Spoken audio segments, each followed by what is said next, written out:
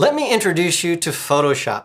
Now, on first glance, when we look at Photoshop for the very first time, it can be overwhelming. I mean, look at this. You got all these tools over here, and there's menu items above us here that pop down. We've got what looks like a bunch of rainbowy colors over there. There's menus and panels and all kinds of things. It can be really confusing when you first look at it, but there's a reason why it has so many of these things. There are two actually really good reasons. The first is that Photoshop is an application that's part of a family of applications called the Creative Cloud. And so if I click on this little icon here, these are all the different Creative Cloud applications. There's many of them actually. There's Photoshop and Illustrator and InDesign and Lightroom and Premiere and on it goes. And so what these applications allow us to do is if you're a team and you're building content for a TV production or a web production or a YouTube channel, whatever, those applications all work together. So Photoshop has a bunch of different menu items and features and tools that allow it to work with these other applications. We don't need any of those things right now, so we're going to set those aside, and so that will make the menu and all the interface a little less confusing when we do that.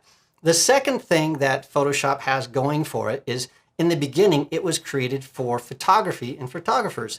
But then other disciplines started using it. And so Adobe started adding different features to support those disciplines. And so you have photographers and you have graphic designers and web developers. You have film and video and multimedia professionals using this. You've got people designing three-dimensional graphics and layouts in Photoshop. You've got manufacturing professionals using this. You have medical professionals using this to measure things like the size of kidneys and brain scans and all kinds of things. And then you have scientific researchers using Photoshop to do scientific research. And each of those disciplines has tools in Photoshop specifically to do their jobs. Now, we're photographers. We don't need to count how many molecules or how many different things are in a petri dish. We just need to know the tools to do color correction or skin correction, that kind of stuff.